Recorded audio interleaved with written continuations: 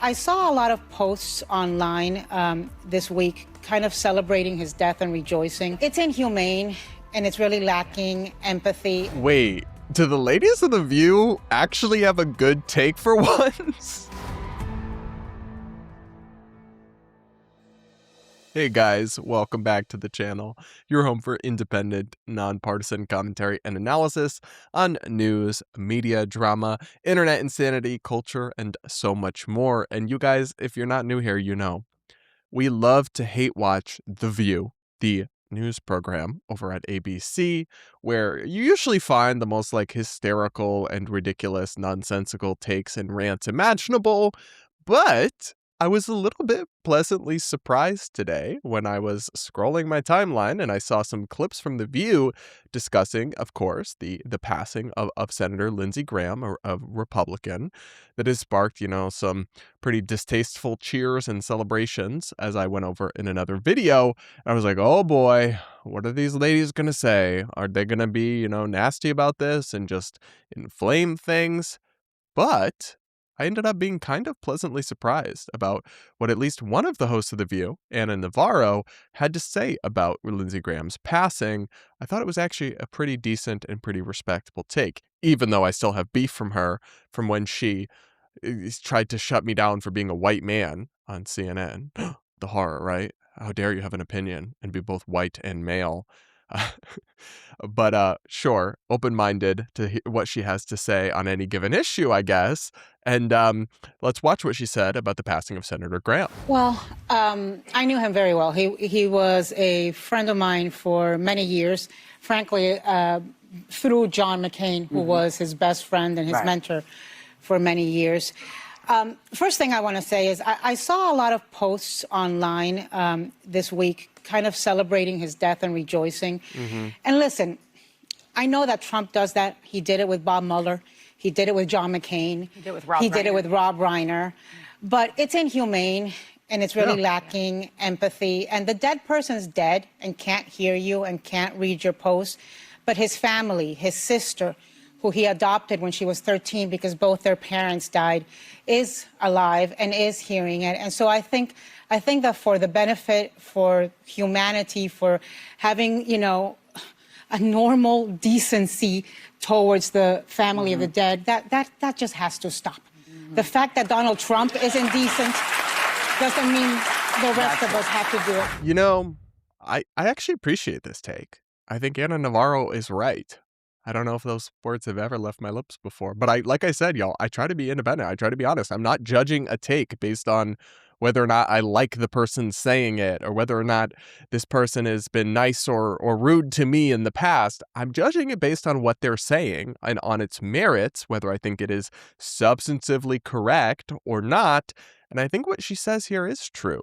It is true that if you're, for example, she's speaking to the left here. She's speaking to liberals and Democrats because that is primarily, although not exclusively, not at all exclusively, the ones who've been kind of dancing on the grave of Senator Lindsey Graham. And she's saying, just because Trump has done this and is indecent and incivil about people dying and gloats and celebrates their death, which he has done. Sorry, that's just a fact. He did that with Rob Reiner. He did that with Robert Mueller, and I called it out at the time as gross. She's saying, and she's acknowledging that two wrongs don't make a right, and we should not do the same thing to Republicans if we want to be decent people. And I completely agree with that. I actually really dislike, and I will hear this from some of my Democratic or liberal friends and content creators, when they do the same they accuse Trump of doing, and then they justify it by saying, well, he did it first. And I'm like, what is this? Kindergarten? He started it. Two wrongs don't make a right, as we teach literal children. And so you should hold yourself to some standards and to some sort of decency and expectations that you're not going to be a piece of crap. And just because people on the other side arguably act in a certain way doesn't mean you should as well, if that way is fundamentally indecent and immoral. And so kudos to her for saying this, because I'm sure she's seeing all over her Blue Sky feed, all over her TikTok feed, lots of left-wing people who are her fan base at this point, almost exclusively, celebrating this and mocking this and memeing on this. And while I'm okay with edgy jokes and humor, a lot of it's not jokes. A lot of it's not humor, right? I've sent on my friends low-key in our group chats a couple funny memes about this, and that's one thing. But I would never actually engage in publicly celebrating or taking joy in someone's death. I think that's inhumane and indecent. And I do feel bad for, Lindsey Graham's sister who's mourning the loss of her brother or whatever. Now, I think we can still speak openly and honestly about the controversial and I think in some ways very harmful legacy of the ideas that Lindsey Graham advocated for and the conflicts that he supported. That's fair game. But discussing that honestly or even very critically does not require being inhumane about it or taking joy in the loss of human life. As we went over in another video yesterday, I think that all that does actually is distract from your substantive criticisms of his legacy, and it brings you down into the mud with him, or not with him, or just in general, into the mud with people who are doing this kind of thing. And I actually think it's like the people who are doing it oftentimes don't seem super well. Like we played that video of that crazy lady from TikTok cheering about Lindsay's gone on the show yesterday. She seems deeply sick and unhappy. I don't think somebody who is happy and well-adjusted takes delight in death in really almost any context. You can have a somber acknowledgement of death. You don't have to mourn everyone and say, oh no, he was so amazing. That's not required. But as I pointed out, saying nothing when you have nothing nice to say is actually always an option and can often be a good one. Or, in the case of a public official, it's fair to criticize their legacy or the things they advocated for or stood for, but you can do it in a way that is not fundamentally indecent. And shout out to Ana Navvaro for actually saying that, because that audience, the View's audience, are the ones that need to hear that in this particular instance. And I'm sure she ruffled some feathers and got some angry comments from her own side or what have you. But I will give credit where it's due. I appreciated her take on that. I really did.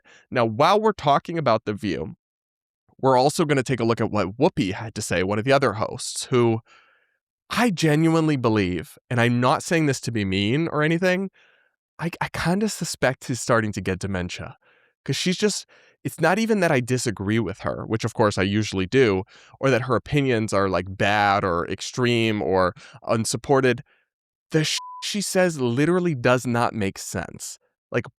It's hard to even follow because it's becoming like disjointed ramblings. And I don't have a lot of experience with people suffering from dementia or cognitive decline in their old age, other than my entire coverage of Joe Biden as a president, but that's what it's giving to me. I don't know. Let's watch this clip of Whoopi speaking about this. Let's watch. Well, look, all these things that have been said are true. Yeah. He was a complicated cat. Yeah. And there's no getting around that. And some things, I wish he really had paid more attention. Like, I love that he was all about the Ukraine, but I wish he had stopped this one from trying to put together Project 2025. Mm-hmm. I wish, do you know what I mean? So you can Sorry, I will play the rest of the clip, and she did end it on a slightly nicer note. But what is she babbling about? I love that he supported Ukraine, but I wish he'd stopped this one. I don't know, who does she mean? Trump? From doing Project 2025. I don't think she has a damn clue about what Project 2025 is, because Project 2025 isn't even a direct project of the Trump administration. It was a vision plan of policy ideas and principles created by the Heritage Foundation, a conservative ideological think tank that then the Trump administration picked some pieces of to implement, which is not a new thing. They've made it into a huge boogeyman. And there's things in Project 2025 that I totally disagree with and think are kind of crazy, but they've made this extremely common thing that think tanks do all the time of like coming up with policy blueprints that then elected officials who agree with them can implement and pick and choose from. And they made it into this weird conspiracy. But how was Senator Lindsey Graham supposed to stop that?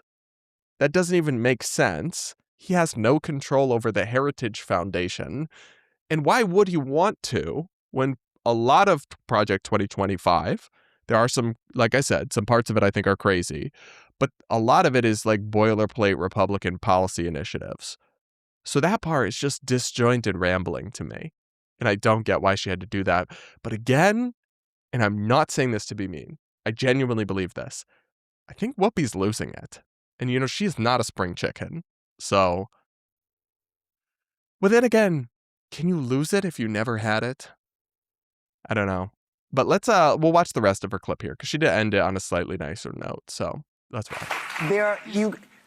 None of us is perfect. Right. None of us. And so we make good choices, we make weird choices, and they're not always the choices people want us to make the way they want us to make them. And he lived with himself. And him and God will figure out whatever went on. Yeah. Okay? But at this point in time, he's gone. God rest your soul. God rest your soul. I don't wish any bad on anybody. Yeah. Even the ones you know I really should. But I don't. I will be right back. So, look, I appreciate the sentiment at the end there, that she doesn't wish ill or wish death on anyone. It's kind of crazy that should just be normal. That should just be that, like, the bar is really in hell at this point when we're, like, giving political pundits kudos for not wishing death on the other side. But that is where we're at. And, I mean, Trump and right-wing people have also engaged in that discourse and are certainly, you know, not living up to any standard of civility or decency. So you can't say that it's just, oh, well, I'm not, that just should be for granted. Everyone should just agree with that. Why? No, actually, people don't. Like, a disturbing percentage of people simply do not and have totally dehumanized the other side and do take joy in their suffering. You could just look at, like, the memes that mocked the assault on Paul Pelosi in terms of the Republican side, which is Nancy Pelosi's husband. You can look at the kind of insane cruelty and celebration of Charlie Kirk being killed by many on the progressive side.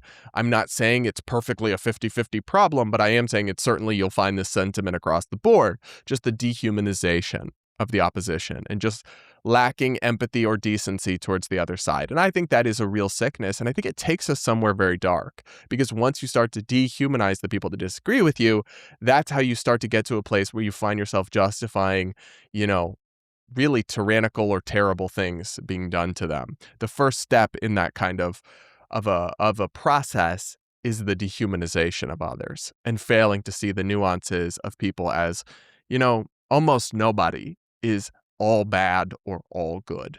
I'll never say never on something like that. I'm sure there are individuals who are, but almost always there's shades of gray to the nuances of someone's life. And there's things about them that you could recognize as positive, or they are still at the end of the day a human being. And I think when we lose sight of that sanctity of human life, we go somewhere very dark. And so I'm going to, you know what, give these women credit for not doing that totally and for not being as toxic as they could have been about the passing of Lindsey Graham. Genuinely. And I think we should be fair to people. And when they do wrong, we'll call them out and criticize them. But when they're, like, actually semi-decent, we have to reward that as well. Because people, especially in the media space, do respond to incentives. So the things they get praised for doing, they tend to do more of. And the things they get backlash for doing, they tend to do less of, unless they're getting backlash from the people they don't like, in which case, you know, maybe they'll keep doing that to rage bait and get more like trolling and hate clicks. So it's not a perfect incentive structure. But I think you don't want to do what progressives have traditionally done, like more woke progressives, and constantly yell at people for agreeing with you too late or not being pure enough. No, you have to welcome people to the right side, even if they weren't always on it, or if they still have some things that they're doing wrong. You got to welcome them to the right side and then hope to bring them with you. So I will praise people, no matter how I feel about them personally, no matter whether I agree or disagree with most of their politics, when they demonstrate the kind of basic decency and civility that I want to see return to American life and American politics. And so I'll do that for Republicans and conservatives, and I will do that for the lovely ladies and beautiful and actually, I mean, I'm not saying they're not beautiful, but I was going to say, like, stunning, wise, insightful ladies of The View. But guys, that's just my take on this. And I wanted to do a positive video about The View for once. I thought that'd be kind of funny. But let me know what you think in the comments. Do make sure to subscribe to this channel if you aren't yet. Hit the like button while you're at it to reward me. You got to the end of this video. There must have been something you found redeeming about it. And please do consider becoming a channel member here on YouTube by hitting the join button or the link in the description and pinned comment. It's the best way to support my work. I try to be independent and fair and not just pander to one extreme. And unfortunately, that's not the best business model. If you just pander to one side, you can get millions of followers and make millions of dollars. But I don't do that. So I do need support from viewers like you. Become a channel member. It's the best way to support me. And I also do videos. I just released one today where I react to member comments and questions. So if you have feedback or criticism or roasts of me that you want me to read on air or address on air, just become a channel member, then drop them in the comments down below. And with that, guys, we will leave it there for today and probably be back with more real soon.